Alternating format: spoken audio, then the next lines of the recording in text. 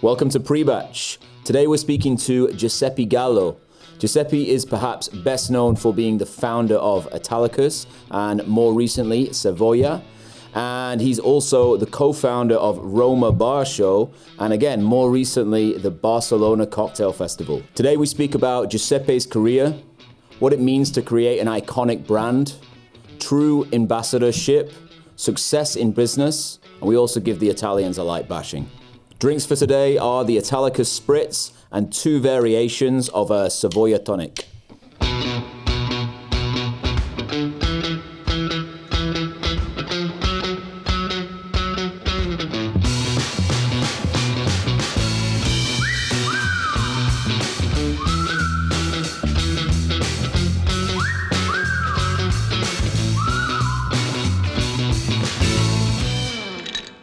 Giuseppe Gallo, welcome. Thank you. Pleasure to be here, Gavin. Thank you so much for inviting me. So I will have done a little bit of an intro before we talk, but I think it'd be nice to just hear from yourself a little bit, like your background, maybe where you're from and where you grew up, and then how you got started in the hospitality industry. Absolutely. My pleasure. So this year I'm going to be 46 years old, and my first shift in the restaurant, it was the 1st of July 1995. So pretty long time in the industry. Originally from a small town on Amalfi Coast, south of Italy. Studied hospitality since I was a kid. And then after the high school, I decided to travel to pursue my profession with the bartending world. Been traveling a little bit, working in north of Italy, Rome, Switzerland.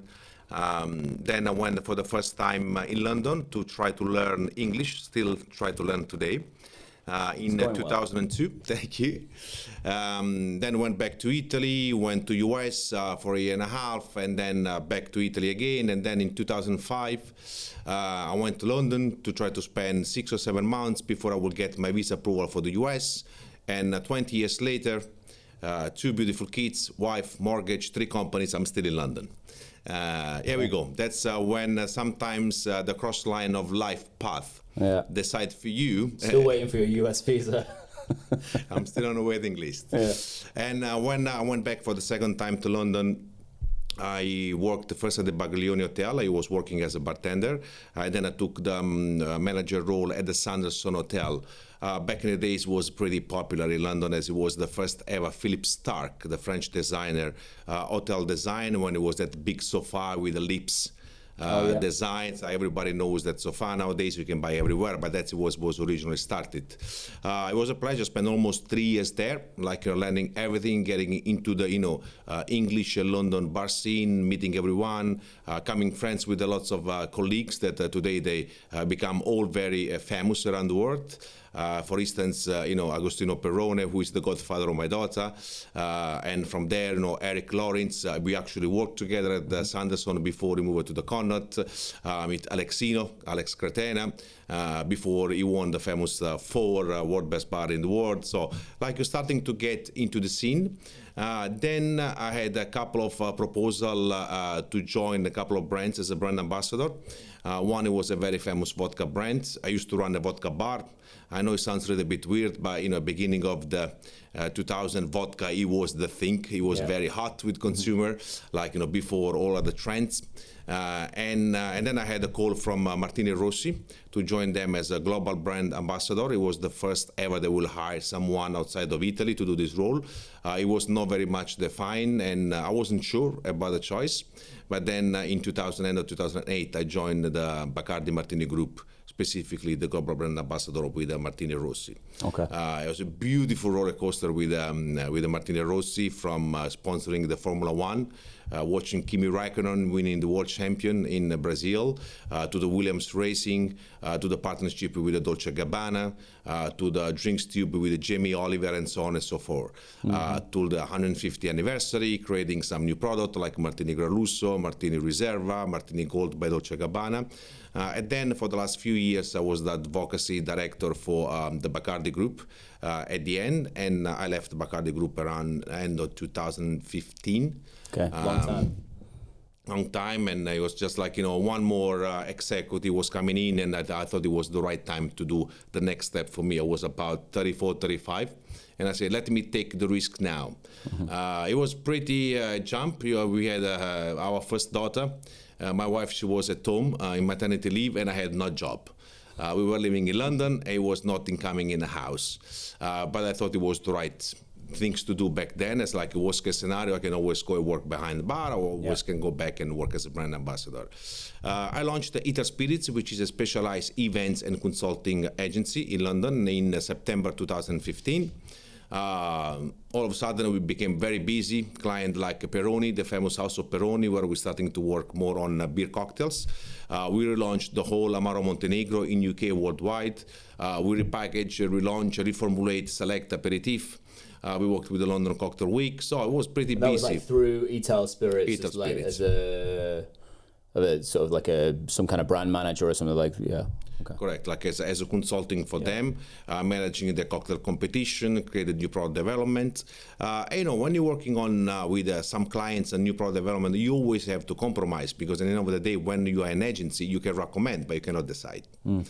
Despite the expertise, the know-how, they will make the final call, the final decision.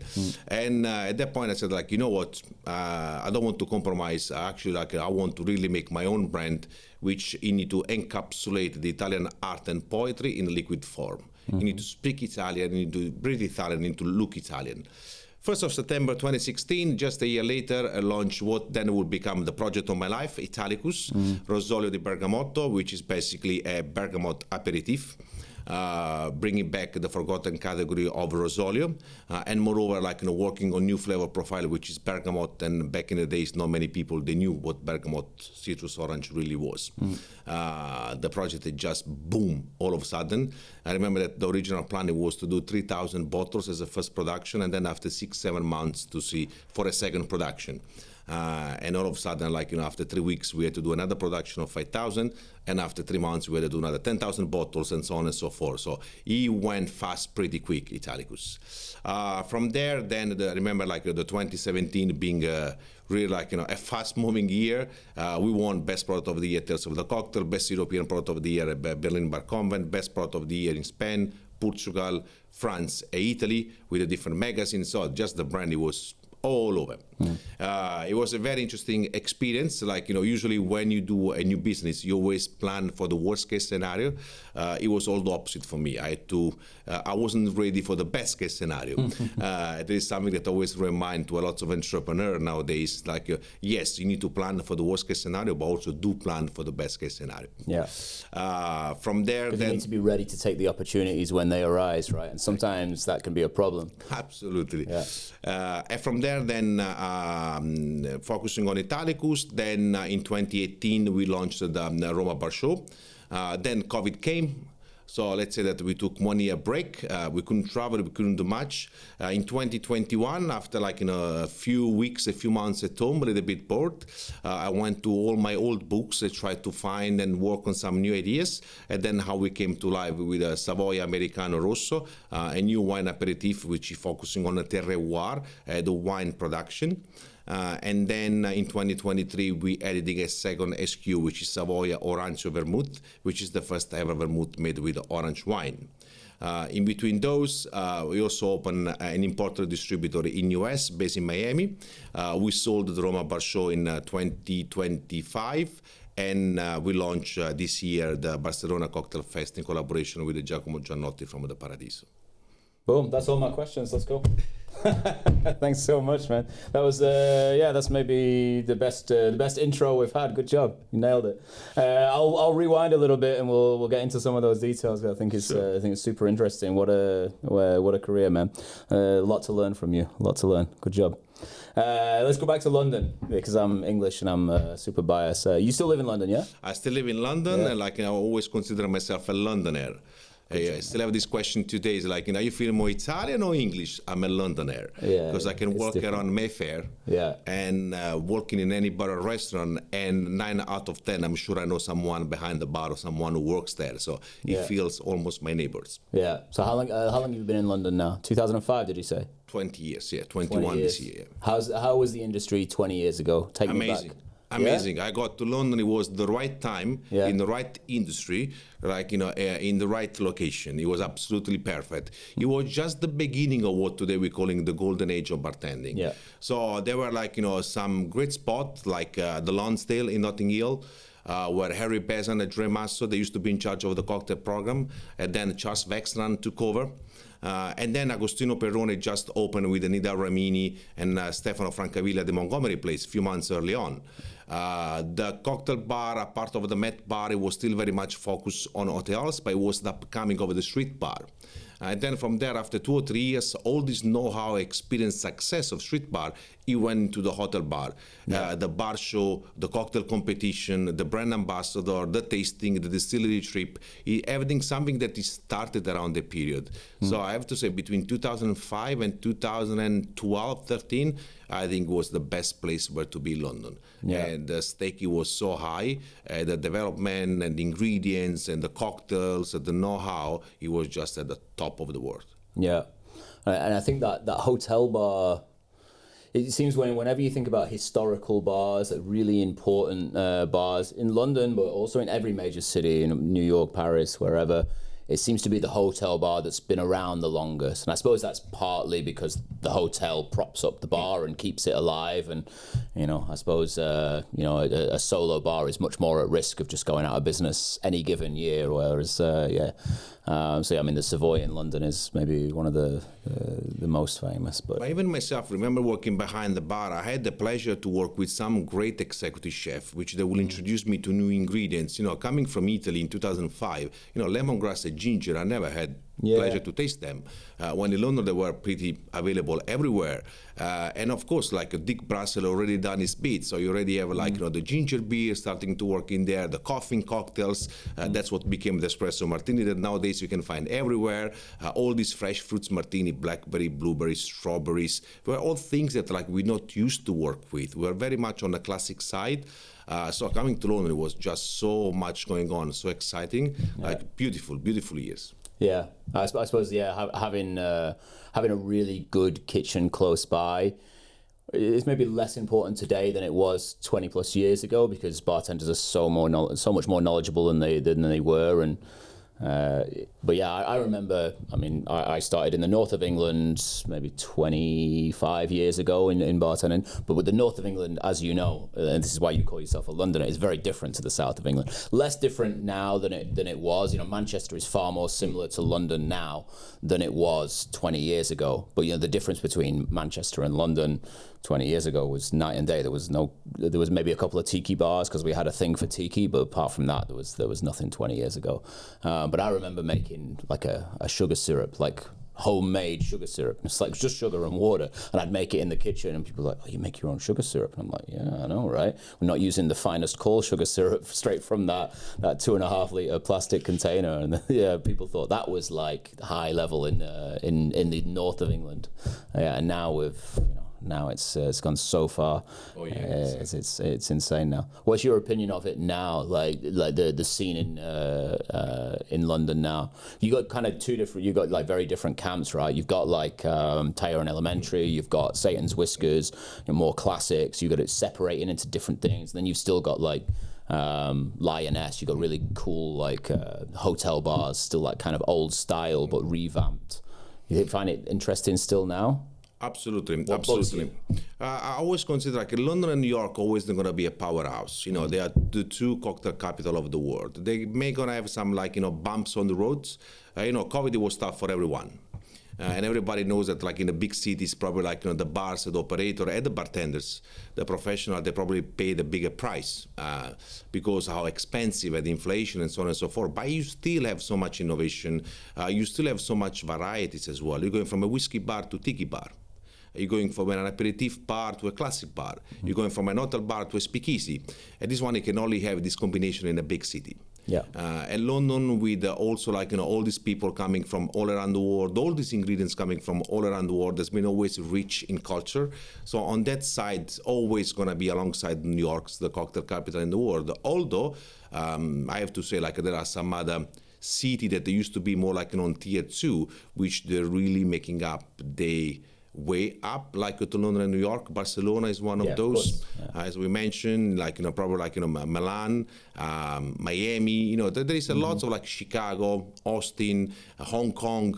There are lots of like, Hong Kong upcoming. is huge. They've got so many, But I still think that like London and New York, always they're gonna lead the way, at least in terms of varieties, in terms of innovation, for anybody else in the world. Yeah.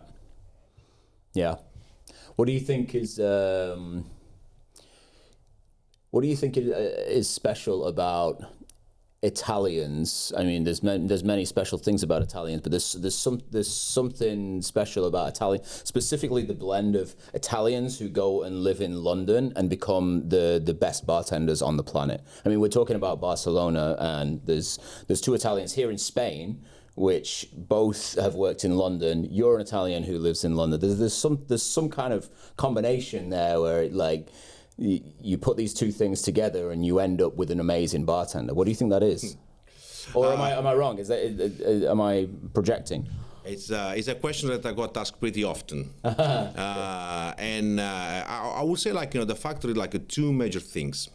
The first one is that when an Italian leaves Italy, lose a little bit of that territorial approach. We can be very, complicated as Italian, mainly in Italy. You always have this very territorial approach, the north versus the south, or Rome versus Milan. And when you leave your country, the first thing you learn that the most powerful brand or thing you have in your hands is the made in Italy. It's your background, it's your heritage. Yeah. Only that one, it will help you out because you grow up with fresh ingredients, with probably your parents making some homemade stuff. So it's everything that you can bring into play in your place. And we taking this profession as a proud. We don't let the professional to choose us. Myself, I went to school to do the job, like so many others. Or actually some of them, they left school to starting the professional in the bartending world. So you really take it seriously. So you study, you apply yourself, you're traveling, you trying to learn, you also investing in yourself. And when also you're starting to be a little bit more mixed with this international approach, what we learn from the English approach, mainly as Italian, really having a proper plan, being able to plan things and not just to react to whatever Systems. it is. Exactly. Yeah. In Italy, we're very famous to have a lots of, regular chaos. A little bit in Spain as well, when the English approach is plan, business plan, roadmap, end to end. And these all things they give more structure to us. And when you learn how to apply this structure to your creativity approach, then you have the best combination of the two. And you're right, lots of Italians they probably went through London or even New York, then they move to another city and they have a great success because they go there, they're learning, they mature, and when they go into next step, then how they go to the next level. I remember, Giacomo, when I met him the first time 15 years here in Barcelona, he used to be a young barback.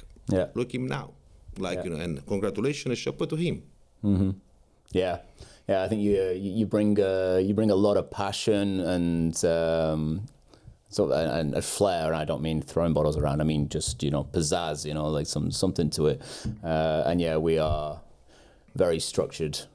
Right, generally very structured, but also just the hospitality industry as well. Not just as a culture, but the hospitality industry. I went through hospitality management in the UK, and it's you learn this, and then you learn this, and then you learn this, and it's you take a very serious step-by-step approach to hospitality. Yeah, and I think that's kind of unique because I've lived in a few places around the world, and I realized, you don't actually have this anywhere else. The thing that I went through.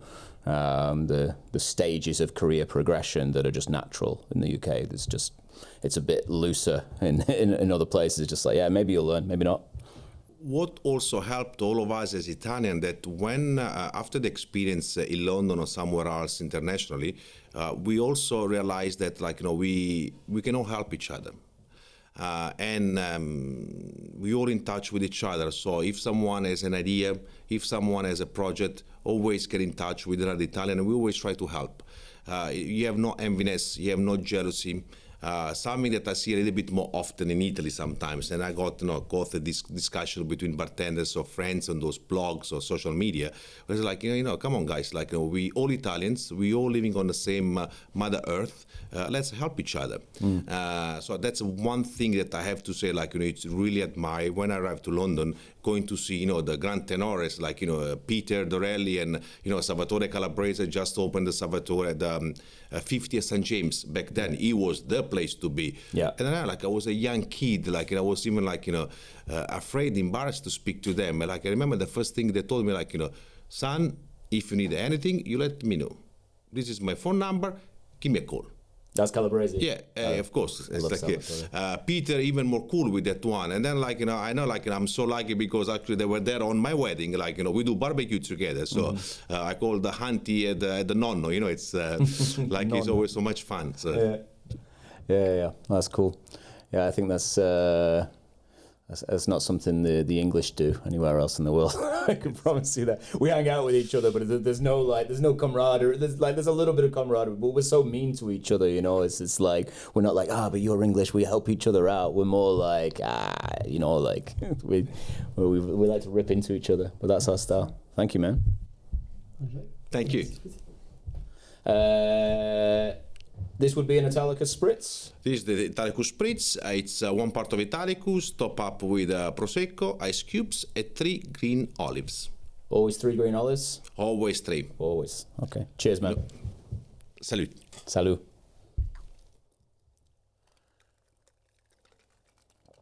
Ooh. Nice, fresh.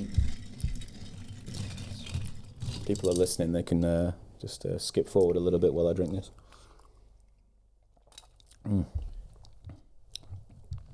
Now we've got an Italicus.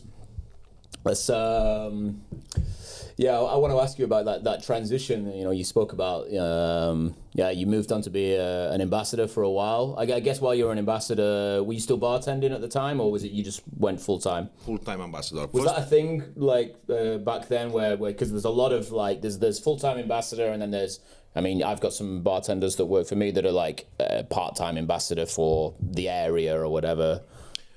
It was a full-time job as ambassador, and I went from working behind the bar to join a major corporation because I was working for the global Culture marketing shock, right? office. It was, first of all, it took me 2 years to wake up, 8 o'clock in the morning and go to work at 9. Yeah. And back in the days, I had to go to work with a jacket, tie, shirts, iron, no, shaved, it was no compromise. It was 9 to 5 from Monday to Friday. If you will go somewhere to work for an event, you're still going back to the office on Monday morning. So it was like a different game. It took me 2 years to really adjust the jet lag, to wake up early in the morning and to be off on Saturday, Sunday. I didn't know what to do. I was just like, I don't know what to do. All my friends, they're working on Saturday, Sunday, but I cannot do much because Monday morning I need to go to work. It was a little bit of shock at the beginning, but it was absolutely fantastic. It was amazing. Going to work for the largest Italian brand in the world, such an historic brand. I always say that today I will never be able to do what I do without those years with Martini. It was the biggest university I could go. And I went to university. It was the best uni I could go. It was going to work there. Work with this top management, running events across the world. As I mentioned early on, Formula One, Dolce & Gabbana, fashion show, limited edition, Jamie Oliver, YouTube, social media. Always work with the best agency, with the best talent. It was beautiful experience. Yeah. Something I will never forget. Yeah. Yeah, I don't know if that's still the thing. Maybe with some brands, but maybe not with those sort of bartender favorite brands. But back in those days, I think about Calabrese. And he's I've seen him do a few talks about his life, and he's always Formula One always comes up, and all these luxury events from 25 years ago, and being on TV and stuff like that. And I think it's it's a little bit different to how it is now. I feel like it's more on trade now. Maybe that's a bias I have, but it's a lot more on trade rather than trying to get straight out to the public. I feel like there's The bartender is more the target, and it's like you convince the bartender, and like the bartender put it in a drink, and then they'll convince the consumer, and that's amplifying your reach a little bit. Does that track? Yeah, correct. And I remember back then, I think like it was 3.5 years I was in London. I was thinking about to move back to Italy, and I took a couple of weeks off. And as I remember, I was still at home in Italy, and a dear friend of mine used to run a great bar in Edinburgh. You're probably familiar with Bramble. And for people that have a little bit more gray hair, everybody knows the Bramble. City. Love Edinburgh. And Edinburgh's been always on top of the game. I always had those 3 or 4 great cocktail bars, very close community, very strong bartender background. And we just got the job as a Bacardi global ambassador. He called me up. He's like, listen, Martini, they're looking for a global ambassador. I thought you could be suitable for the job. And I remember my first answer was, what exactly is a brand ambassador? Because even myself, I didn't even know what it was. So the great thing was that I'd done the first 3 years more like a consulting. So I used to work behind the bar 4 days per week. I was still doing 60 hours in 4 days. And then at the 3 days off, I was basically traveling with the brand, helping them with the brand home in Italy. I'd done like that for a year, and then they offered me a full-time job. But I was a pure brand ambassador working for the marketing strategic team. And brand ambassador can be a very loose job title.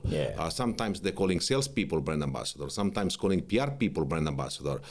I was a pure brand ambassador, so working for the brand, going around educating trades regarding the brand, working with the PR, working with the media, organizing events, make sure that I was doing all the job to promote the brand, but moreover to educate trade and consumer. Nowadays it's much different. You can go from PR to sales to marketing to part-time. I think it's been a little bit abused, the word brand ambassador, to a certain extent. But hey, that's how the things develop as well. And I worked with a team of brand ambassador as well, which they were amazing. I'm still in touch with all of them today. They all doing pretty well.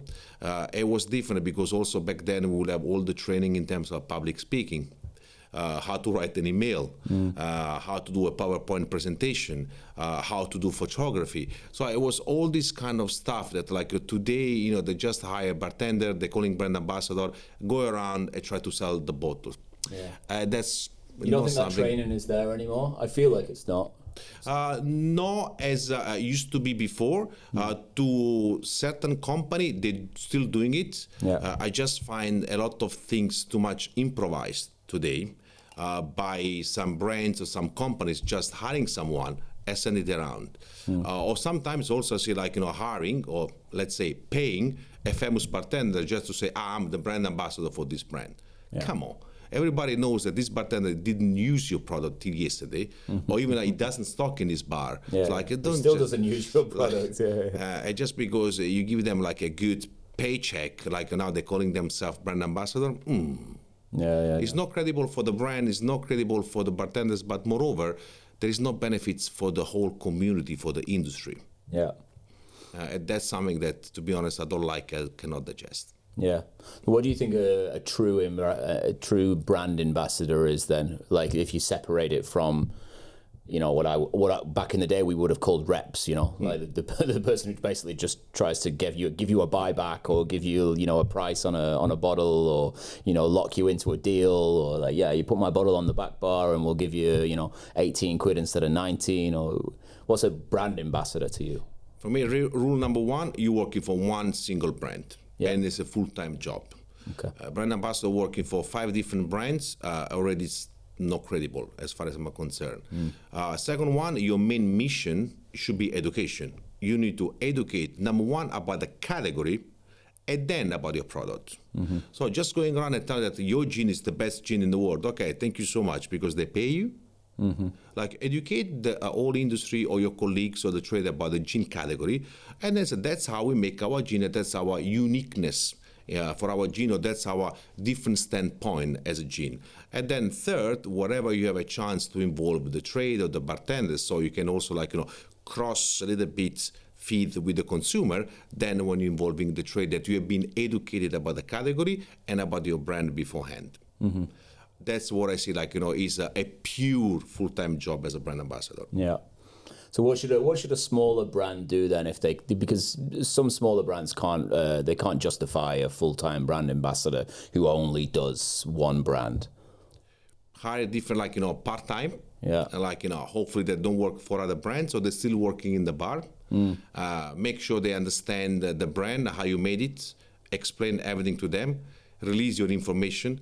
Because sometimes speaking with the bartenders, they got contacted by brands which they don't really give them much information. So they're going around try to sell what?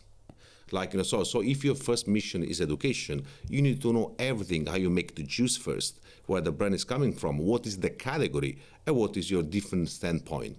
And then adding part-time in different cities, I try just to call them more brand expert rather than brand ambassador, and make sure that they give you the right connection or the right key to enter the trade accounts that you want to enter off.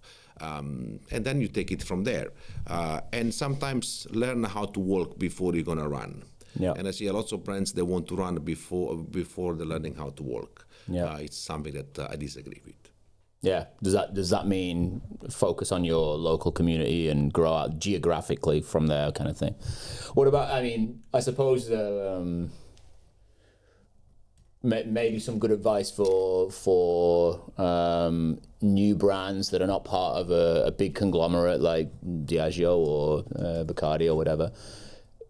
Maybe the tough truth is that if you're an owner and you've created a brand much like yourself, maybe you should be the brand ambassador. Maybe that's a truth that some don't want to, maybe they don't feel like they're the people to communicate to the world. Do you see a value? I imagine you were or still are the main brand ambassador for Italicus, right? People know you for Italicus. So do you feel like that's heavily valuable, having the owner as the face of the brand? There must be an extra pomp of value there, credibility. It's if you go and talk to a room and say, this is Italicus, I think it's great because X, Y, and Z, but also I created it, and of course I think it's great. You've got some skin in the game. There is not a right or wrong way to do it. I can understand some business people which they rather prefer to stay in the background. But also I want to remind them that this word, the hospitality, how we call it, is a people job. It's a people industry. So you need to show up. Yeah. And need to be present. People, they need to know your face, you like it or not. Anyhow, I know lots of brands that you don't even know who's behind, but they've been very successful. So there is also a different business model. But what they did, they hired the right person or personality which could actually carry forward the brand and be real the point of focus, the point of contact for the rest of the trade. I don't want to mention any brands or any name, but there is lots of them that have done a fantastic job. Yeah. But because they had the consistency. Yeah. So you hire someone who's coming from the trade, he knows what he's talking about, they're going to be there at least for 3, 4, 5 years so they can build the credibility, and then the founders can stay a little bit more behind the scene. For me, it was a little bit different. I'm coming from this industry. Yeah. I build the brand with this industry. So for the people, I'm Mr. Italicus. So wherever I go, that's how the people, they call me. And I'm very happy, very proud of that. And I will never try to hide my face or myself. People, they know that I'm behind the brand. And I got lots of support thanks to that. And I always remind to my team that my job is not 9 to 5. My job is 24/7. Yeah. Because people, anytime in the world, they want to post something online and they want to tag you. They have a question regarding the brand. They ask me, they have an idea, they want to contact me. And I have no problem at all with that one. I always say that if my goal it was not to be a leader or a public person, I wouldn't do this job. Being a leader and being a public figure also, there is some caveat that you need to be available. I'm not saying every time, but most of the time. So your private life become very small, very tiny, very little. I got to say, after many years, probably I find the right balance, but I'm still loving it. I'm still loving it. Walk into a bar, know the bartender, know their name, know who's running the business there, able to talk to them, touch the bar, know the ingredients, how they make the cocktails, discover a little bit more about them, and I can promise you, in 10 years, I now went to anybody in the world. It's when you're going to buy the bottle of Italicus or Savoia. I don't need to tell them. I will ask them all the right information. And if they want to know something about the brand, I will answer to them. But I will never ask them when they're going to buy a bottle of my brand. Yeah. If they want, they can buy it. Yeah. If they don't think he's adding any value to the cocktail program, fair enough. We are friends as before. Yeah, and that's a little bit, to me, maybe the difference between a brand ambassador and something I would call a salesperson or a rep or something. You're just there to educate, and you should have some distance to the sale of the product almost. Obviously, as an owner, it's completely different. You need to live in two worlds. But when you're talking to people, you just talk, and then it's you do what you're going to do. There's no pressure. Yeah, I think that's interesting. So tell me what that transition was like. Then you were working for Martini. One day you wake up and you go, I got to build something for my future, or like I don't want to be a full-time job for the rest of my life, or were you just playing around with some flavors? You made something and went, this could work. How did it spark? It was a process. It took a few years. So first of all, I realized very quick when I was with Bacardi. That's my favorite area to work, or where I was more passionate. It was always like the new product development, or R&D, as they say in US. And one of my first big projects was the limited edition of Martini Gold Vermouth with the Dolce & Gabbana. So like already there, like working with a fashion brand to create a liquid from scratch, meeting the designer, go to the distillery, working with the master distiller. It was so fascinating. And then from there, I worked at so many other new product, limited editions, some new SKU.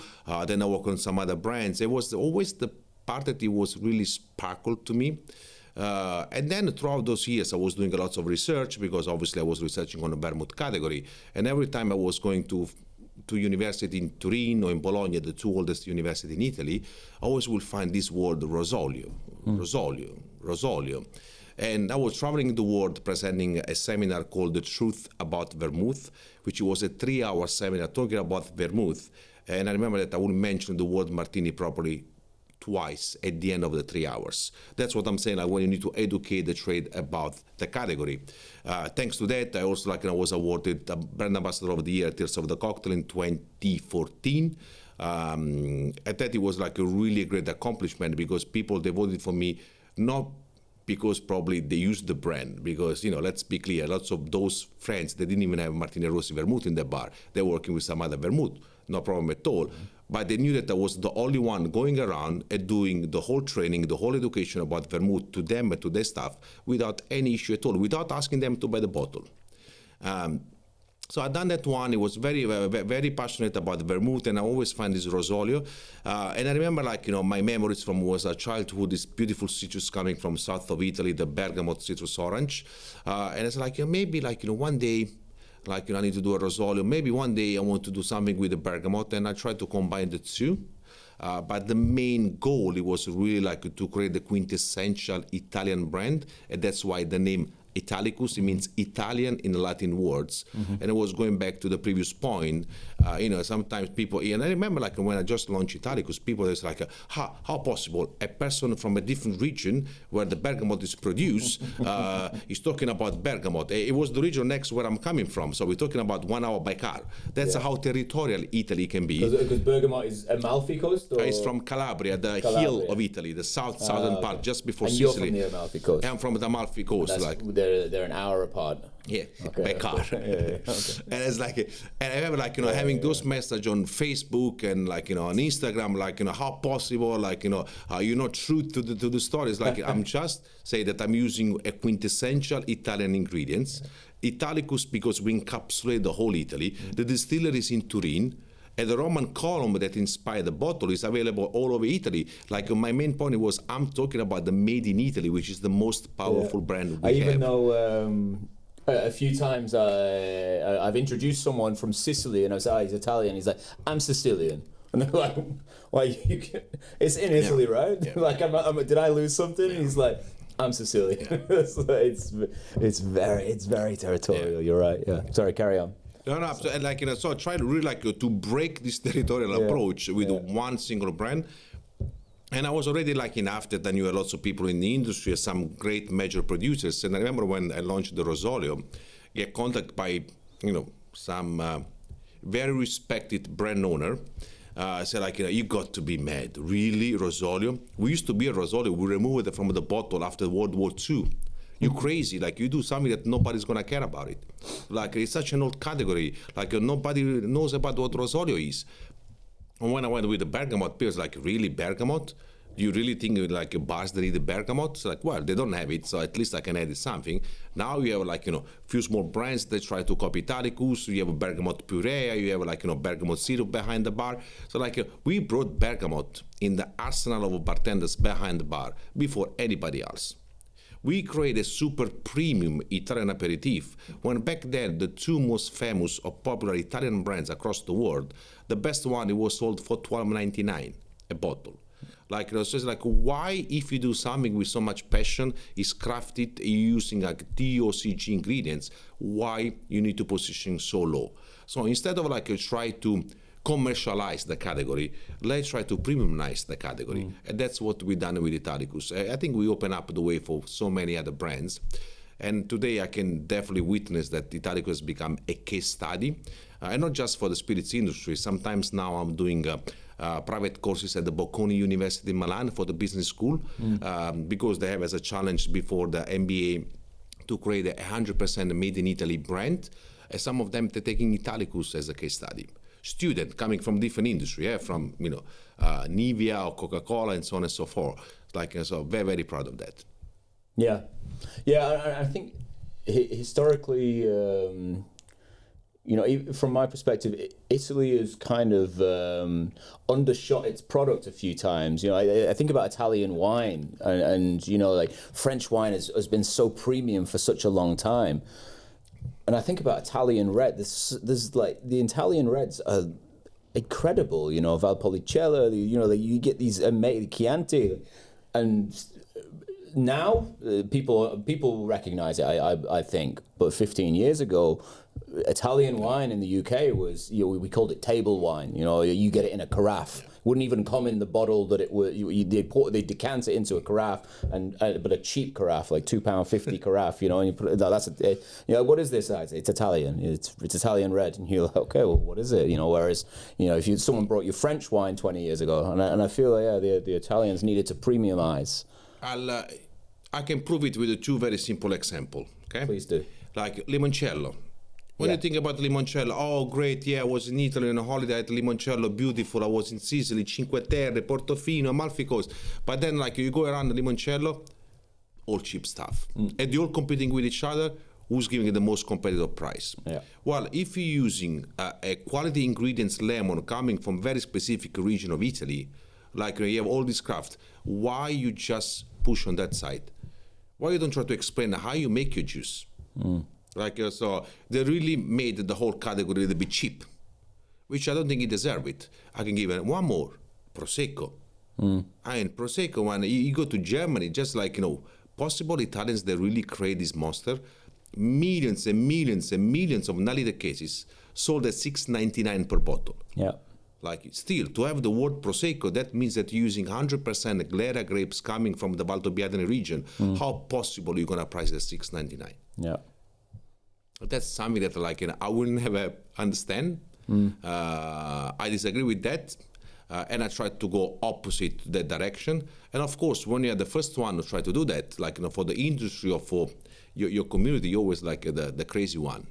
Yeah. But have someone very famous said once, only the crazy one, they're crazy enough, they believe they can change the world.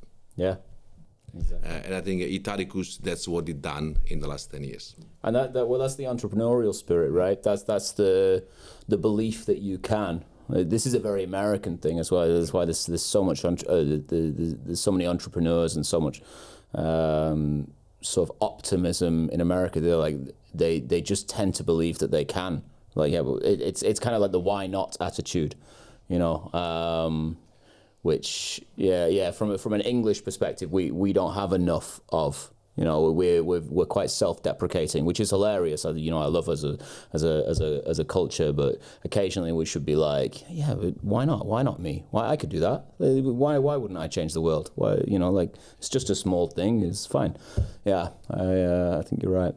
Yeah, and back on the Prosecco point, like if you compare it to champagne, one thing that the French know very well is when they've made the amount of champagne that they feel is enough to keep the product premium, they then say, okay, well, we'll take the rest of this product and we'll bottle it under a different brand because we don't want to ruin Moët, for example. And so you occasionally, and people, I think people know this about the industry a little bit, it's like maybe they make 20,000 litres of Moët and, 15,000 litres ends up in a bottle that says Moët on it. And then the other 5,000, they're like, if we put that 5,000 out, that's going to make, it's going to bring supply and demand out of balance a little bit. Let's put it in a different brand and sell it as something else so that it remains premium.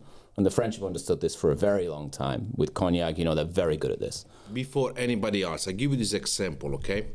Obviously, I worked for the vermouth category for many, many years. So the appellation of vermouth de Chambéry, which is very generic, there is nothing specific. It's only one vermouth made in Chambéry. It was done on 1936 by the French. Mm-hmm. You know when the vermouth di Torino appellation was done by Italians? I'd say early 1800s, that's my guess. 10 years ago. 10 years ago? Oh, okay, but they've been making it in Torino. Torino is the historical birthplace of vermouth, right? Yeah, but the appellation was only done 10 years ago. Yes, because they couldn't get all the vermouth producers in the Turin region of Piemonte in Italy around one table, because they were just arguing with each other. And I couldn't believe that. I couldn't Come on, believe Italians. It's like, work together. And it took me years to explain if the categories growth, then all of you are gonna benefit because with more demand, you're gonna sell more. But let's park the selling part for a second. What can you do all together as communities, as producers, to really push forward and make the whole category more appealing around the world? Nobody was doing anything. The only thing they want to compete was on price. Yeah. Which I thought it was completely wrong. Yeah. All right. So that's maybe that's tying into your point there. Maybe that's why a lot of Italian brands historically or categories haven't premiumized. It's because the Italians are competing amongst each other, not working together to go, okay, let's restrict supply, heighten demand, build the category up together. It's like they're all fighting amongst each other, and that just drives down the price and makes a lower value perception for the world. Absolutely spot on. And if on top of that you're going to add that most of those historic brand or maison, they all run by the family, by the second, third, fourth, fifth generation family, still like in a family owned, they all arguing with each other because you're from the north, I'm from the south, you're from the east, I'm from the west. Yeah. Are you guys both producing limoncello? So why don't help each other? Yeah. I'm not saying that you need to share your secrets. Just try to do something to get a little bit more appealing. It gets better. I have to say, nowadays there is a lot of small producers, also Federvini. He works very well in Italy to try to advertising the Italian spirits industry and producers outside of Italy, but very small. Comparing to France, we are dilettante. Yeah. We are dilettante. Yeah. We have a long way to learn from our French cousin. It's a hate and love between Italian and French, but this is one thing that we need to learn from them. Big time. Yeah. Armagnac. Yeah. Shall we talk about Armagnac appellation? Cognac at least is premium, but Armagnac, what is an Armagnac? But they have an appellation for everything. Like 3 producers of Armagnac or something. Okay. Yeah. But it's only vintages. It's so rare. Yeah. Or otherwise, look, even the American wines. I'm traveling to America pretty often, into US. And I'm a big fan of Californian wine. Mm-hmm. Look, 20 years ago, it was no wine in California. Look at now. You go to Napa Valley. They have champagne in California. Wow. They make champagne in California now.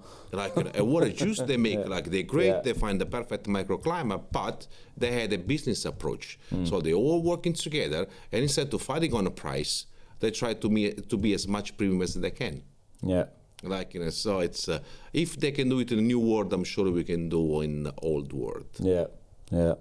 But even when I'm going to get slammed in the comments for this, but even when I see some Italian friends of mine speaking to each other, and they speak to each other in Italian, I'm like, why are you guys arguing? And no, we're not arguing. We're there's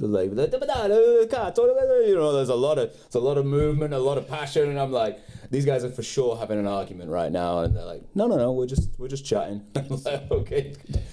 Remember that drama was invented in Italy, so Italians, they all like great drama queen, the drama king. Like it's. Even in my family, like my wife, my kids, like they were born and raised in UK. Like so, when we go back to Italy, they always think that like we arguing at home. I bet. The great thing is like in Italy, more south you go, and more loud it gets. Like so, you have roads like of course I'm from very close to Naples in Amalfi Coast. Like so, we have our own dialect. Like we're speaking very loud. Like no, we are not arguing. We just discussing like that's the way you do it. It's emotion, it's drama. Like they're telling you that you need to express yourself. I'm always giving this comment to my daughters. Probably lots of people, they're not gonna like it in the comments, but like I remember my grandfather. Okay, we used to have this little Piaggio bike, but back in the days you could go there in two. I was a kid without helmet and nothing in a little village, so it was not even dangerous. And I remember him, he was already probably 60.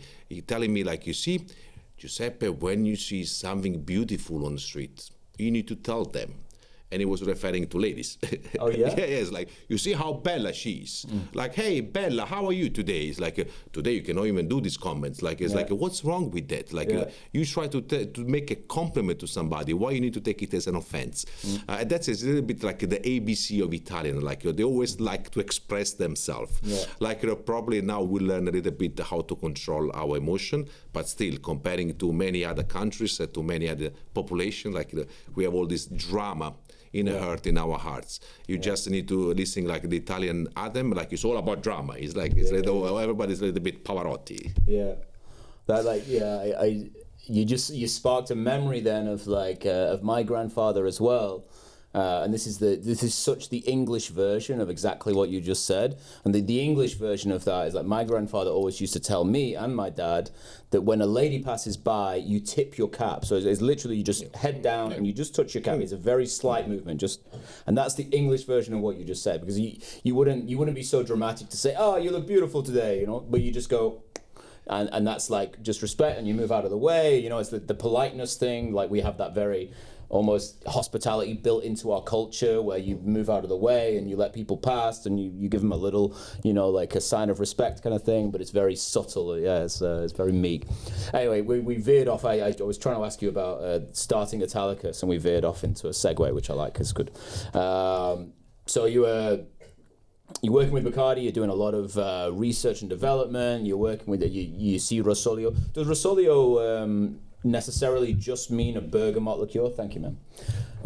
Or is it a category, is it a process? What does it refer to, Rosolio? So Rosolio is coming from two different Latin words, ros, olis. To translate it in English, that means the dew of sun, the morning dew. Okay. Why? Because back in the days, as you're probably familiar with, the monks, they used to go to harvest botanicals early in the morning. So when you go to harvest botanicals or leaves early in the morning, what do you find on top of the tree, on top of the fruits? A little morning dew. So the ros olis, which was the Latin two words, it became in Italian rosolio. And it's a category that basically every family, every region, every area, part of Italy, they were making around the 1600 and 1700. It was the most popular cordial or liqueur made in Italy. So in Sicily it was made with a fennel. In Calabria with a bergamot, in Amalfi Coast with a lemon, in Tuscany with the juniper berries, and in Turin, Piedmont with rose petals. Why? Because rose petals by the king and the queen, it was considered to be one of the most luxurious botanicals. And a lot of people, they confuse still, until we got into with Italicus with all education, that rosolio, because it's very similar to the sounds of rose in Italian, rosolio was made only with roses. So before Italicus came to play, you will go online or will go in some books, you will find that like rosolio has to be made with rose petals. Absolutely not true. So it took me 3 years just to educate everyone, PR, media, bloggers, bartenders, journalists, that rosolio is not a rose liqueur, but it's coming from two different Latin words of ros, olis. the morning Is there a dew. good written history of this? Yeah. It's like we're getting there in a second. Which, but the whole history writing about this is all in Italians. So I went to find all these old books, recipe books from the late 1800s, beginning of the 1900s, and I found one called Il Liquorista Pratico by Luigi Sala, 1904. And he had all different types of rosolio because every family was making a different one. Then guess what? From a lemon rosolio on Amalfi Coast, it became limoncello. Like, from rosolio, like, made with the juniper berries in Tuscany, it became a gin or the juniper. Like, so everybody was making a different one. But then it became so untrend or uncool that most of the producers, okay, I'll give you this example. And I remember like having a beautiful message from my dear friend Matteo Luxardo from the Luxardo family.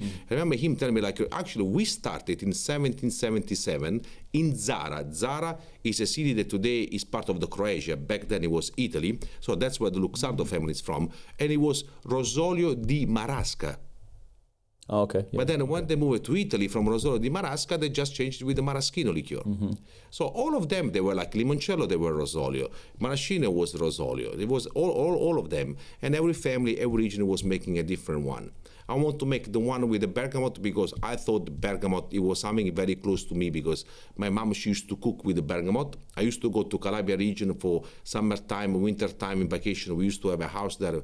My parents, they used to have a house, so I was familiar with the fruits and I couldn't see the bergamot anywhere. And I said, like, I want to be the first one to bring bergamot behind the bar. So I combined the Rosolio history with the bergamot flavor profile, and that's how Rosolio di Bergamotto came to life. So Rosolio is historically a sweet liqueur of some kind, and then it's just branched off into lots of different... Rosolio was the drink that when you will get married back in the days, because people that had not much to offer, they will give you a candy and a little glass of Rosolio. Or also Rosolio was called cordiale or cordial, because cordiale it also means like, being very nice to someone. Yeah, so if cordial. you We say that in English as well, right? Yeah. And when you're coming to visit, when you go to visit someone, the first thing they will offer you, it will be like a little glass of Rosolio, which was a little cordiale. Yeah. Okay, that's cool. So Italicus is Italicus just bergamot, or is there a few little? Is there?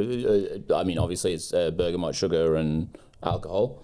Something else? Italicus is based on historic recipe of Rosolio di Torino from the book that I just mentioned over to you from 1904. Yeah. Which I find in this historic cocktail book, which include gentian, lemon balm, roses, Roman chamomile, and lavender. Okay. Which when I saw the recipe, I was like, it looks very interesting. So guess what? What I do as like most of the bartenders, I go to a distillery, I go to a lab, can you reproduce this recipe for me? Yeah. They reproduced the recipe, we're going for a tasting, and it was absolutely undrinkable. Because we don't drink and we don't eat what we used to drink and eat 100, 150 years ago. Yeah. But I kept the 5 ingredients, different ratio, different extraction process. But then what I added on top is the Cedro citrus lemon from Sicily, this giant yellow lemon, which is all about the skin and not about the juice. Yeah. And then like as a top notes, the bergamot citrus orange from the Calabria region, which is very pungent, very peppery citrus fruits. Okay. So it's 7 different botanicals on Italicus. Yeah. Alcohol and sugar to beat through the Rosolio recipe instead of just using normal sugar syrup, as you mentioned early on regarding the cheap plastic sugar syrup that you will buy. Yeah. Like we do what Rosolio when they were making Rosolio. So basically we're making our own sweetener.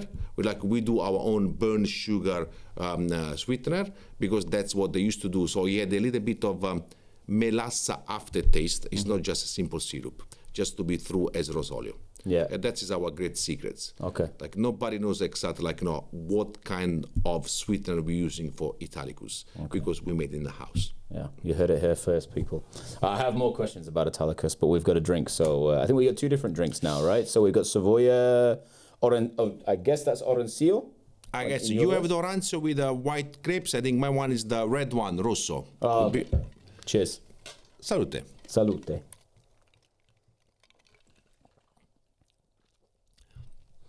Yes, my one is the Rosso Americano.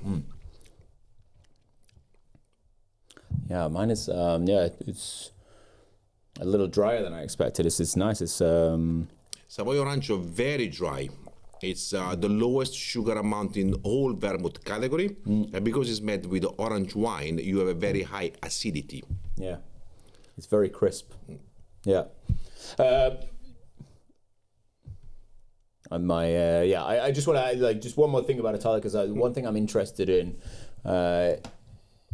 is you take this concoction. You make a great liqueur, which to be honest, I'm sure there's many times people have put together a few ingredients, even in a bar. You don't even necessarily need a distillery to make you could make a banging liqueur in a bar with no equipment. Just take a bottle of vodka and some sugar or whatever, some neutral grain spirit.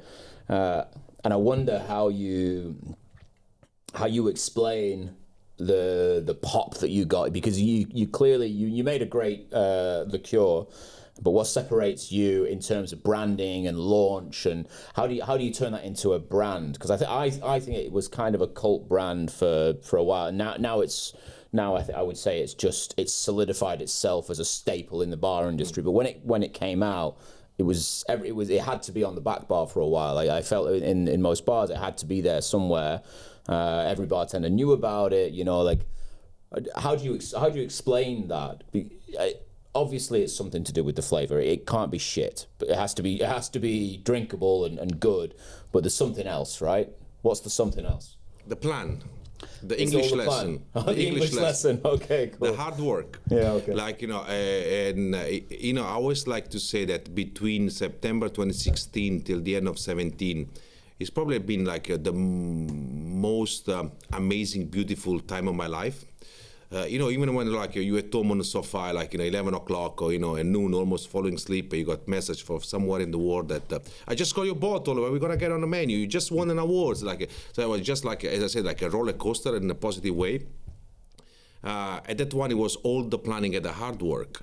So I learned very quickly, thanks to the English system and experience in London, and as well visiting so many times the US beforehand, that I had to plan. So I had my finance, I had my accountant, I had my lawyer, I had my marketing strategy, I had my advocacy strategy. I knew exactly what I was doing. It was nothing just left at last minutes to the luck or to improvisation. That's what we do too many times as Italian, and that's what lots of people they underestimate. Yeah. Of course, I don't think it's just you as Italians. Just to give you a break there on being Italian, I think there's many people who can give any advice to anyone, myself included. I've done it. I think we're all guilty of it. We do something that's worthwhile, but we don't give it the plan that it deserves to get it where it deserves to be. Anyway, I just wanted to. Yeah, absolutely. Yeah. And on this side, I didn't leave anything to a chance. Obviously, coming from the industry, I know lots of people. Most of the top influencers, that's how we call them today. And they were very good friends, so they helped me out big time. I wouldn't mention one or two, it was a lot of them. Obviously, the Italian family did help out, but also beyond that, because I was very well respected and very well connected in the industry. So all of a sudden, in 3 months since the launch, we were in the top bars in London, we were in top bars in Milan, we were in top bars in Paris, and thanks also to all this pool coming from the on-trade. But also I knew that it wouldn't last long if I wouldn't have the right strategy, business strategy. So I knew that I had to have the funds, the capital, the distribution, the advocacy, the education, the assets, the collateral, and I had to make sure to be there all the times.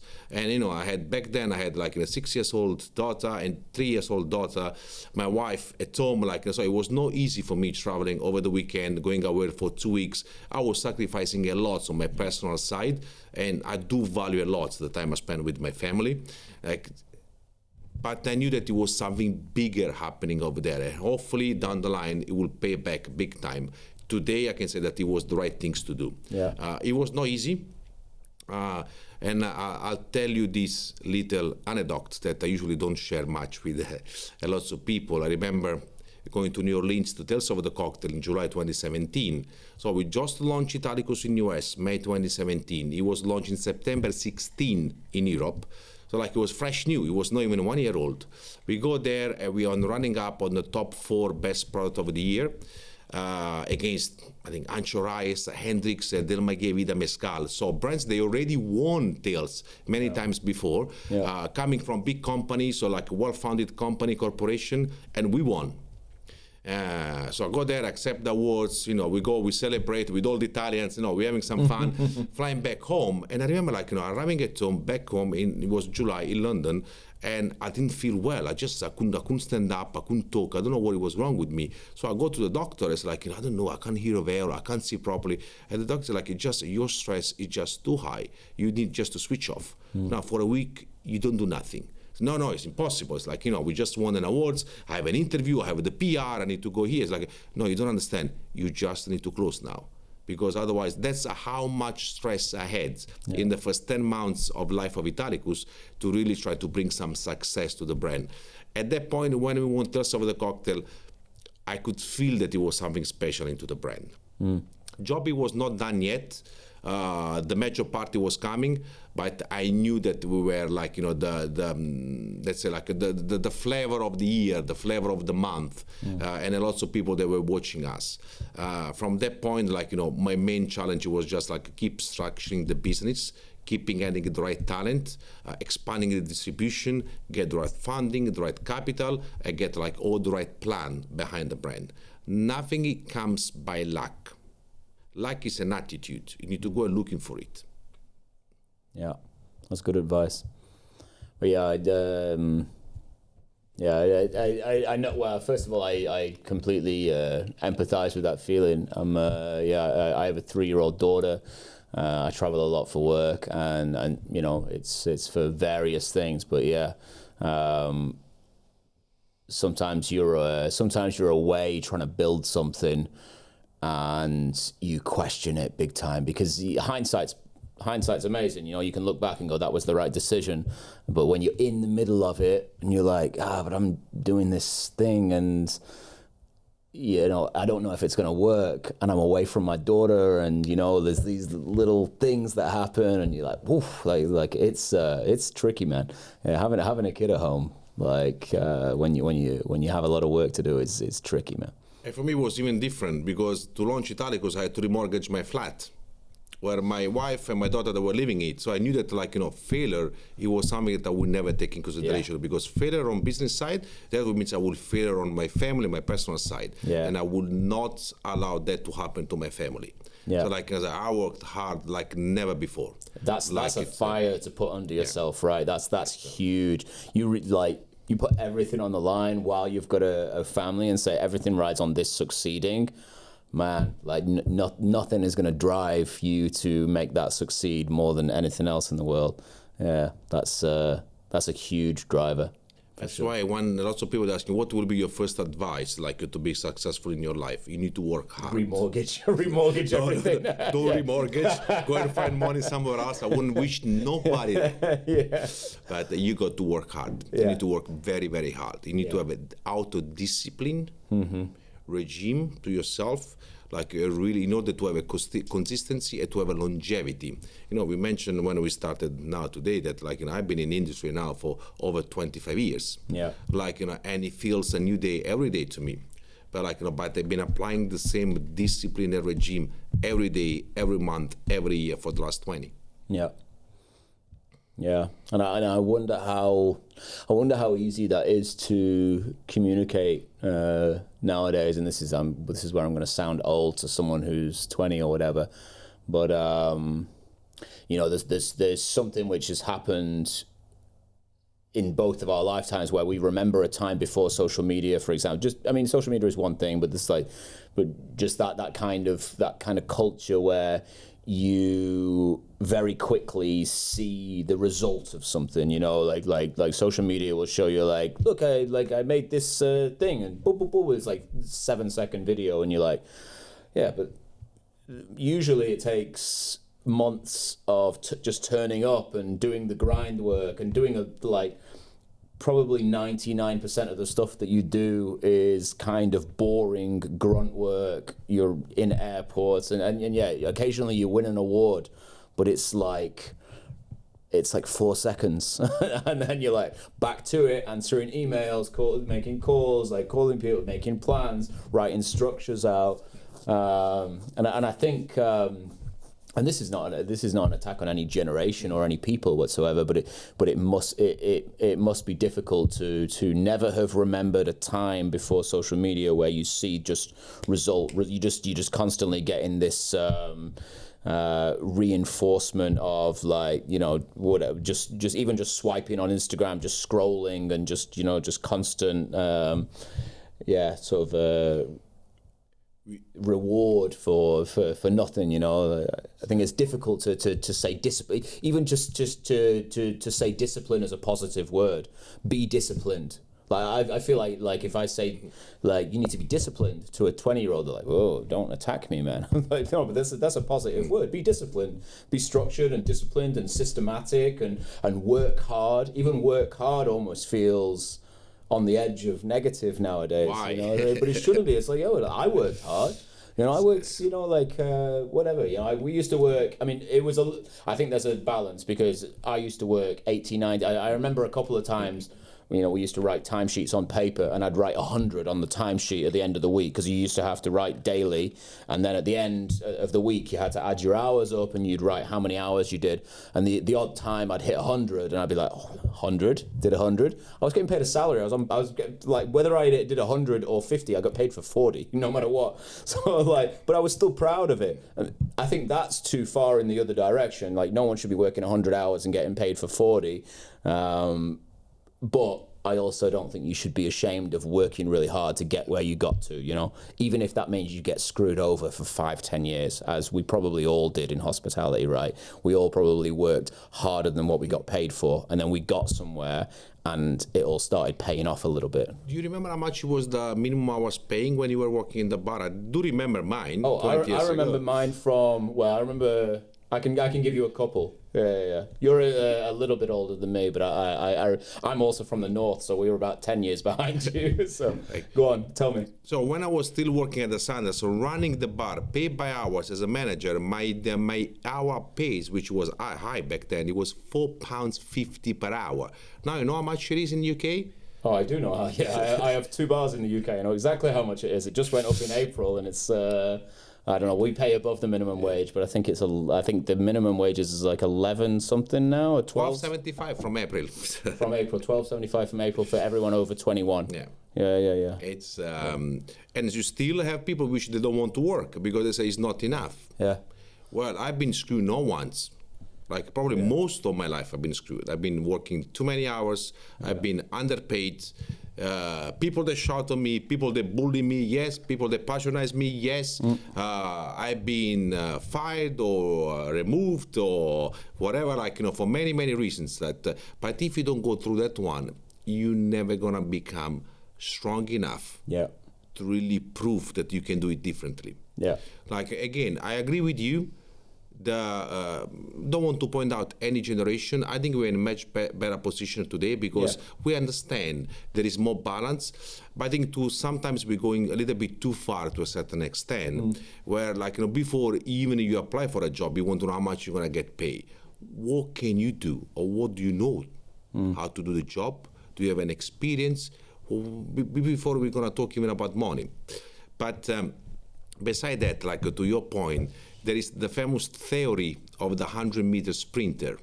You know, those guys, they work hard 4 years of their life, and they put all the chip, all the gambling in a 10 seconds run, which everything can happen. It may gonna be wet, it may gonna be slip, it may gonna break your legs. You never know. Like, you never make somebody gonna be stronger than you. Maybe, like, you know, you're not gonna qualify. Like, you've been working 4 years, no stop, every day, every morning, 6 days per week, just to get to that 100 meters qualify or final. So, like, you just look at the sport. That's why I'm always telling everyone, like, you know, you want to work as an industry? Well, do you do any sport? No, I think you should do a sport. Because sport, it does teach lots of discipline. Sport, do you know any sport person which has been successful without working hard? It's impossible. No. You need to train yourself. So why is allowed with sport, it cannot be allowed in our industry? When anyway, everybody who we know which has been successful is also because, I've been working very hard, they've been consistently for many, many years. And the flip side, Steve Jobs thought that the PC, the laptop, will change our life. What really changed our life is the iPhone. Because today, even my kids, they think with one click, I can get delivered to my door in 24 hours.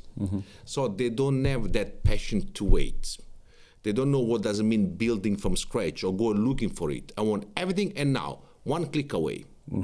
That one is going to stay, it's not going to change. It just matters to understand, educating, and explain that not everything can be like that. No. And I think the education will always be there to some degree, because there'll always be the people who are willing to go that extra mile, to work that extra little bit harder, and they'll be the ones that succeed. And everyone else will have to look at those people and go, what made them succeed? And if the answer continues to be, I worked hard, I had a plan, if it continues to be that, which I believe it probably will, then it's going to continue. But I do think it's more difficult to see that, and I think there needs to be less of a negative connotation to saying work hard, be disciplined, have a plan. Which I think has kind of gone now. Anyway, I think it was kind of a 5-year period of people being a bit soft and whatever. And I think it's kind of over now.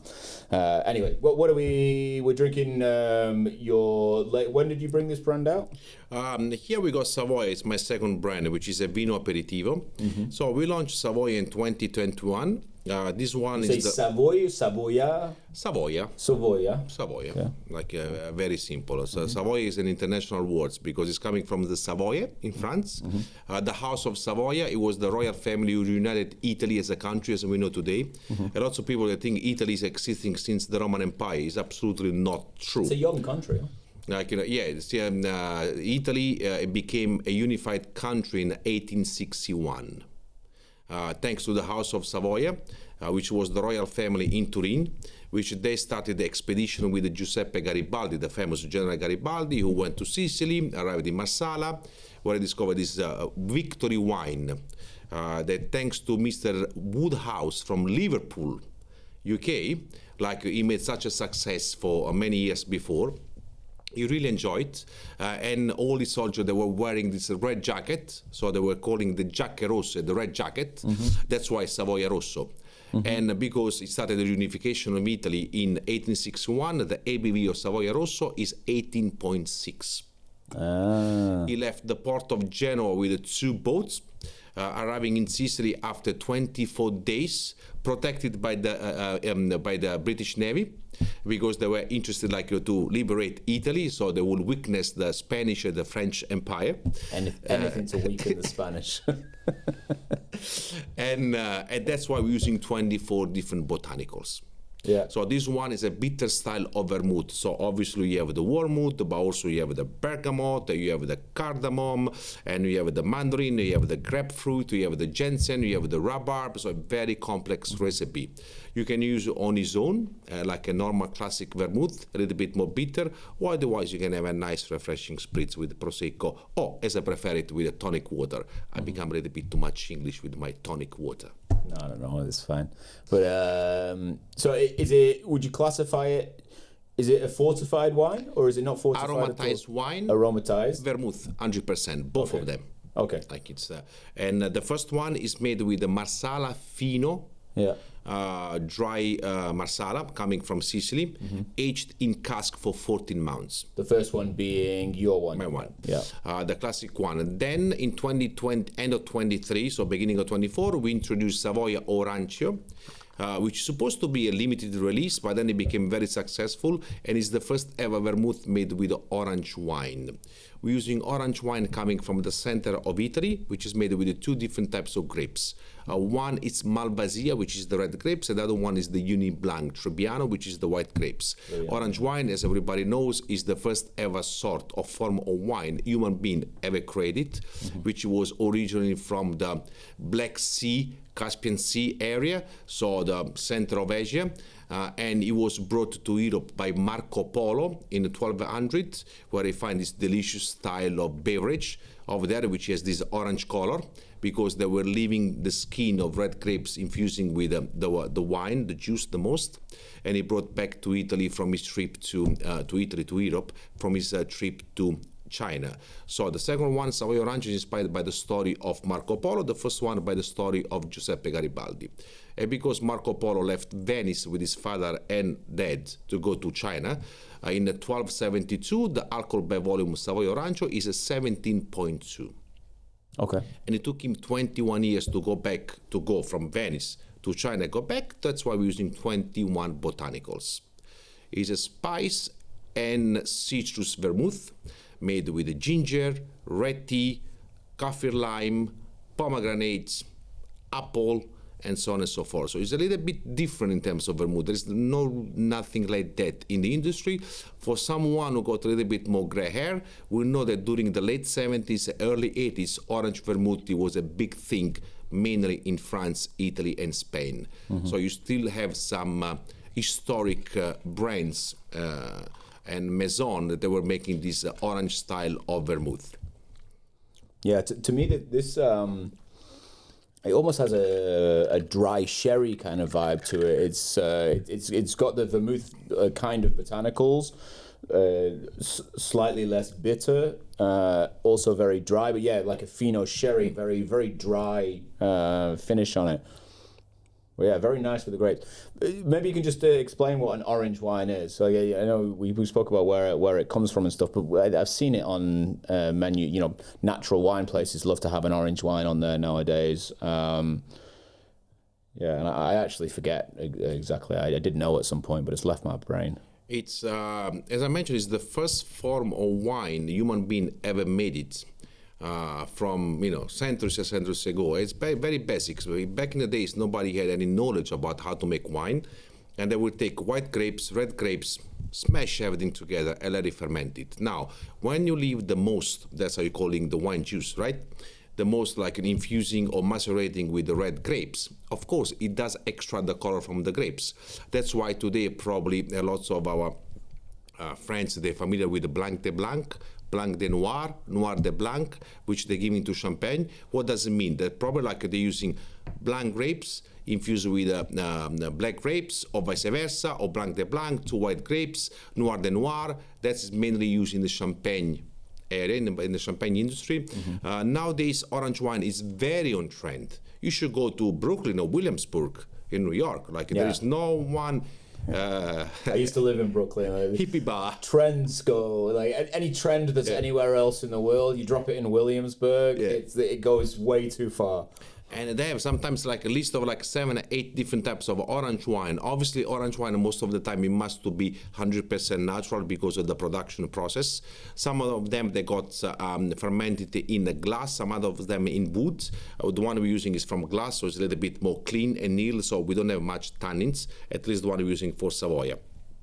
It's become very trendy because it's also very popular now to make on the northeast of Italy, as well the Croatia, Slovenia, they make some great orange wine, very popular in France, very popular in Spain. All the wine countries, they're very familiar with orange wine. And I'm very glad to see that I go in more restaurants and I see at least 1 or 2 different brands of orange wine.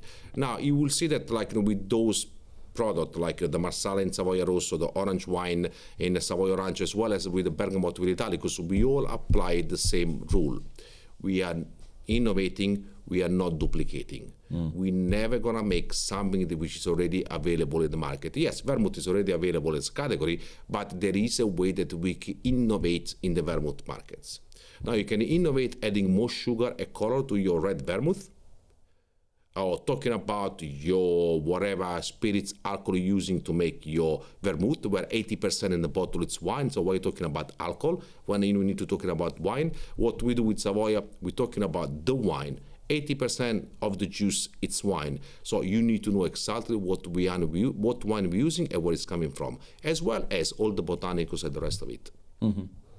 Yeah, and I suppose it's slightly stronger than a vermouth, right? What did you say the ABV was? Vermouth usually they're going between 15% to 21% alcohol by volume. So we are just in the middle. The people find very funny that we are 18.6 to 7.2, 17.2. Usually vermouth is 15, 16, 18, 20. We are a little bit playful with that. Yeah. Okay, cool. All right. Well, I want to ask you about you're here now to do the Barcelona Cocktail Festival. You're also the founder of founder is a good word for Roma Bar Show. Co-founder, yes. Co-founder. Okay, cool. So you did Roma Bar Show. You grew that. Where did that come out? How did that start? How did you grow it? You know, how many people did it start with? How many people was it last year? Because it's interesting to know, what that kind of journey was, and then we can talk about the Barcelona Cocktail Festival, because that's the future, right? It's in 2018. I was approached by a couple of people from Italy.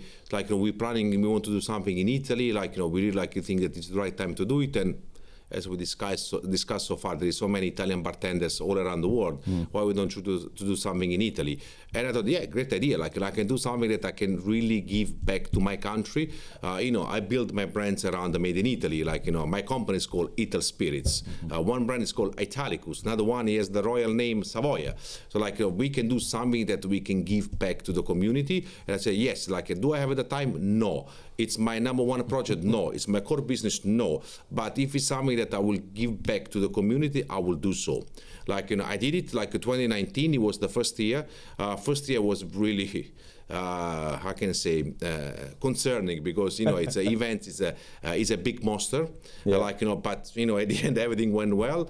It was the worst time ever to obviously launch an event, because then a few months later we got locked down because of the COVID. So for 2 years we couldn't run the show. So then we reopened in 2022. We done 22, 23, and 24. It went from the first year where we done 4,000 or 5,000 people to the last year when we done almost 10,000 people in 2 days. So all of a sudden it blow up. But even starting with 4,000 is insane. That's so good, man. Oh yeah, it's usually when I do something, it's big. I never do small things. And if you could see, from the last 10, 15 years, every year I do one big project. This one was the big one for 2019.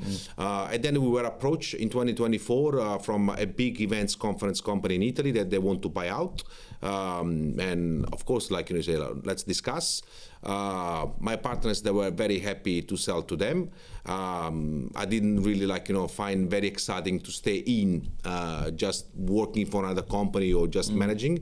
And I said, okay, it's a good time for us to step out. And it's been one of the most successful, a quick turnaround business that I ever worked with.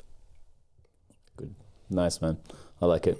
So now you're shifting focus a little bit to Barcelona Cocktail Festival. What's your position with the Cocktail Festival in Barcelona? Very funny one, this one, because this morning I was having this chat, because when we launched the Roma Bar Show, I remember that I came here after a few months for an event in Barcelona, and the day after we're catching up with Giacomo Giannotti from Paradiso, and it's this little cafe just off Barceloneta, and Giacomo come to me and said, listen, I really want to do a bar show, something here in Barcelona. I think we should do it. You done Rome, can you help me here in Barcelona? And we had everything planned. We're supposed to launch the Barcelona Bar Show in 2020. It was everything there, ready to go. But then, of course, with the COVID came, we had to stop everything. So we left there. The COVID obviously shake up a lot of things. And then Giacomo started this little summit every year, smaller and smaller here in Barcelona. And then we catch up about 10 months ago.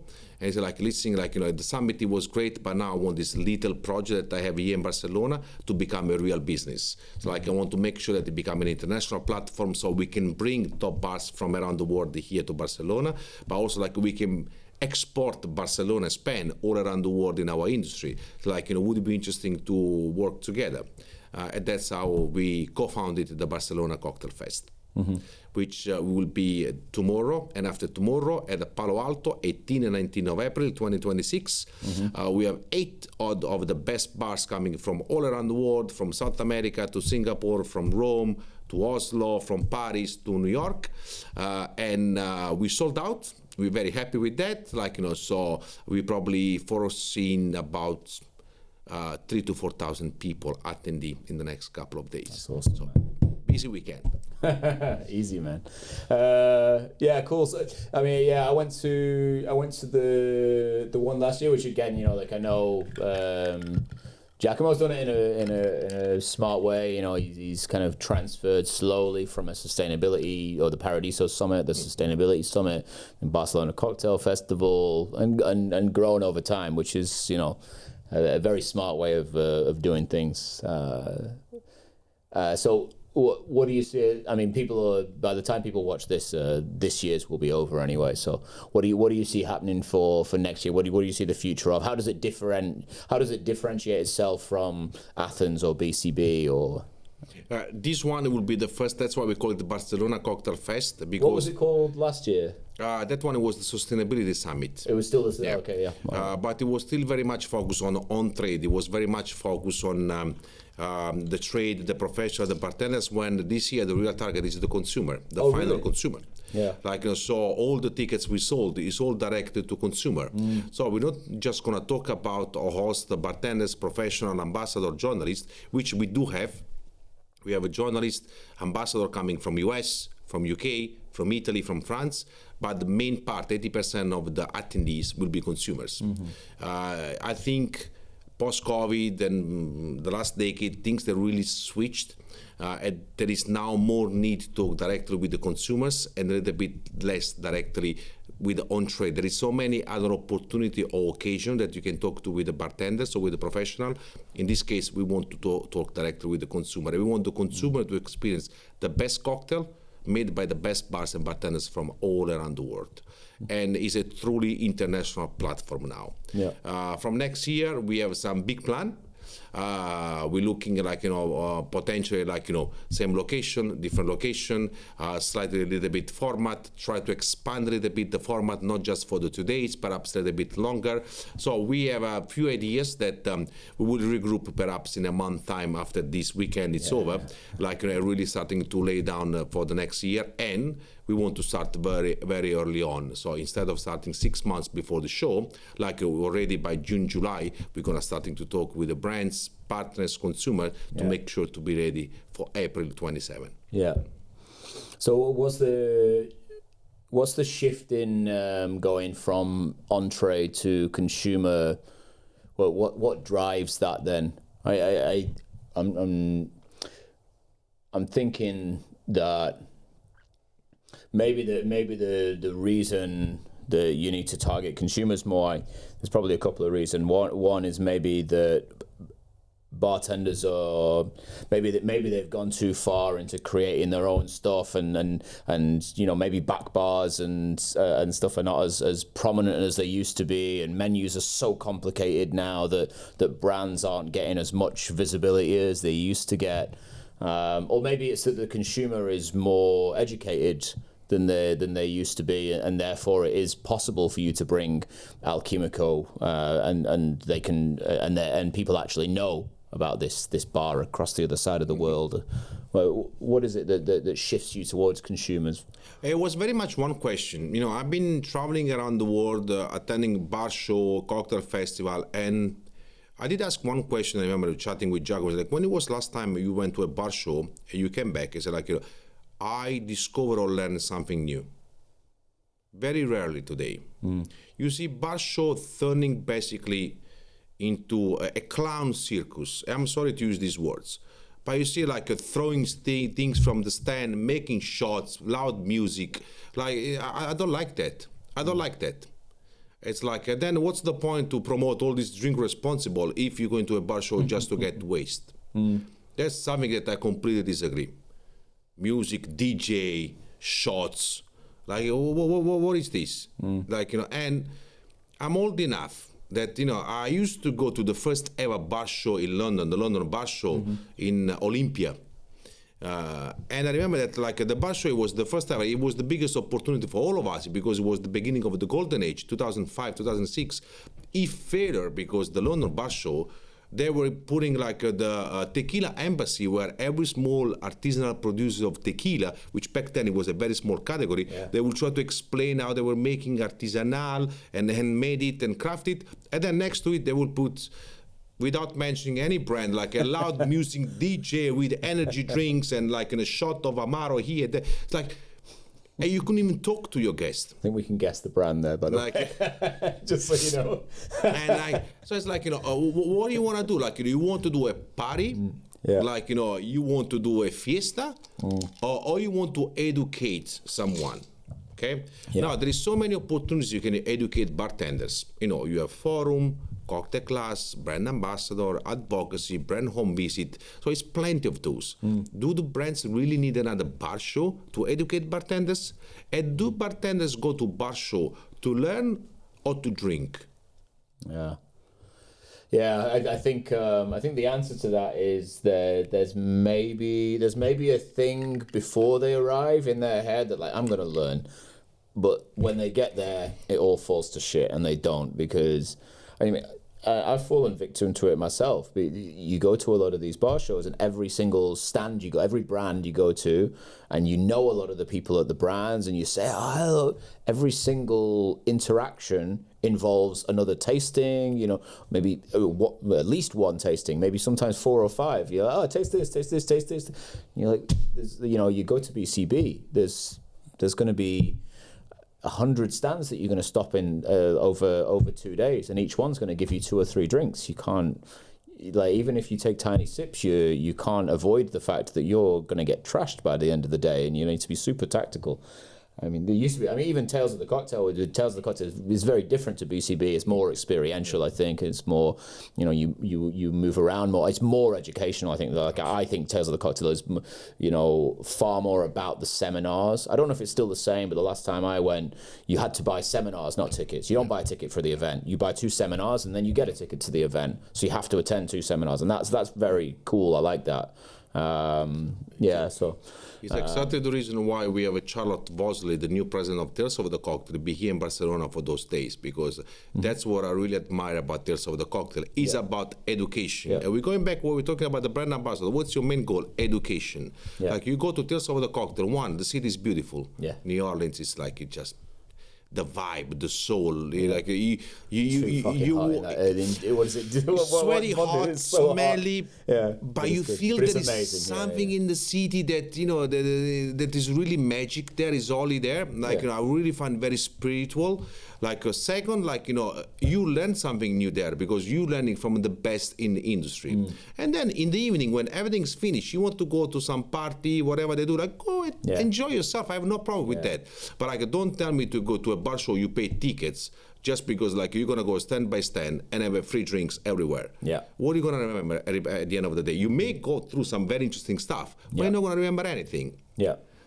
So it's from one side, BCB Berlin has been really the open gate for all of us, because you can do a lot of business. Personally, myself with the brands, I probably find between 5 to 10 new markets importer for the brands attending BCB. Some other, you go there, you just go there for a week or a few days of fiesta again. It's okay. If you're 25, you want to go, you want to enjoy yourself, go and have a fiesta. It's not something that I want to do. I'm a little bit older than that, and I don't want to focus on investing in any business which it doesn't really have a long-term shot or long-term vision. As I did for the Roma Bar Show, that I want to give back to the community, and then all of a sudden we have 3 bars in Rome in the list of the top 50 best, or 5 bars in Italy on the top 50 best. And the same thing I want to do here in Barcelona with the Giacomo. So really focusing on sustainability. But what doesn't mean sustainability for our industry? Okay, let's cut the out. Okay, let's go straight to the point. Can you really be sustainable as a bar? If you want to be sustainable, what does that mean? Or maybe we need to be a little bit more pragmatic, a little bit more operational. And there are ways that we can really help the world and the next generation to be a little bit more conscious of what we do in our industry. If you see all our talk, they're all about that. It's not about how many complicated ingredients I'm going to use and what bitters I'm going to use in my undiscovered cocktail, which I'm not going to share the recipe with nobody because I'm the only one who can make it. Who cares? Do you really need a consumer that want to go to a bar and find out your 11 ingredients cocktail? They're going to a bar because they want to have a good time. Yeah. Dick Brassel used to say, I make my cocktail simple because I want other bartenders to be able to replicate so they will become famous and people they're going to recognize my name behind the cocktail. So today, when we're making an espresso martini, it's thanks to Dick Brassel, which was a very simple 3-4 ingredients cocktail.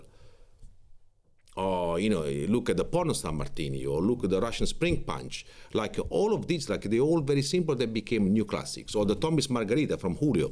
Yeah, that's very simple. Yeah. Very simple to and make. It's an amazing drink. Yeah. Like, so it doesn't need to be too complicated. Like, hey, you need to entertain your customer at the bar with a story, with the storytelling, with your charm, with your fun, with your humor, with the music, with the environment. Not just talking about how many days it took you to make this very little bitter, which nobody knows because it's a little secret of yours. And that's where we're trying to go with the Barcelona Cocktail Fest. Well, how does that education tie in then to, you're saying you're targeting consumers more. I suppose you still want bartenders to come. You still welcome the bartenders, and you're gonna have, you've got. I know you've got Alchimico and Himcock and Drink Kong, Locale. Like we got 8 bars from the 50 best bar in the world. Yes, yeah, and they're doing a talk as well. Are they doing like a stand and a talk? Everyone does a stand and a talk or something like that, or all the bars they're gonna be working in one stand where we're going to sell cocktails at very reasonable price. We're going to charge 6 or 7 euro per cocktail, so very reasonable, because we want people to understand it's not a free drink. Yeah. On top of your ticket, which again is very reasonable, but like again, you need to pay to enter and you need to pay to have your cocktail. Then each bar also you're going to do a seminar on stage about their approach to sustainability. And I'm always like to give this very simple example. We are in our industry, you see most of the bar where I go around, you find like the bamboo straw, which I think they're great, right? Like you can drink, it's bamboo, it's not. How many consumers they know what's the difference between a bamboo and a plastic straw? Don't know. If I can convince the 3,000 consumers they're going to come to Barcelona Cocktail Fest, next time they're going to go to a bar or restaurant not to ask for a plastic straw, what impact is going to have on sustainability in our world? That's what we need to aim. Like, let's start with the simple things. And then let's see all together how we can help. So we have the education part on a seminar, which each bar, as well as journalists or other speakers, they're going to be there. They're going to present. And then each bar, sponsored by a brand, they're going to serve 1 or 2 cocktails in a half serve. We're going to have music. We're going to have some POS making, some glass making, some glass painting. We're going to have food truck. So it's going to be a little bit more an experience and not just one bar where we're going with our 10 friends bartenders and we're going to have as many shots as we want. I think it's a good idea, man. It's a good move. Well, I think that's a good point to end on. Thanks so much, man. Appreciate it. Pleasure. Thank you so much for your time. Thank you.